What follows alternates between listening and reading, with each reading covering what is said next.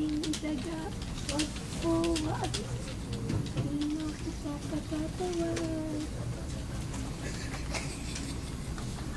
Di ko maalala yung first one. Pag naalala ko yung unang one. I-google niyo. Anong kanta yun? Basta tinuro ko pa Meow, meow, ang sabi ko yun. Di na kita patatawan. Ayun! Alam ko na. Pusa kung may nahuling daga. ayos niya'y nakakaawa. Meow, meow. Ang sabi ko di na kita patatawan.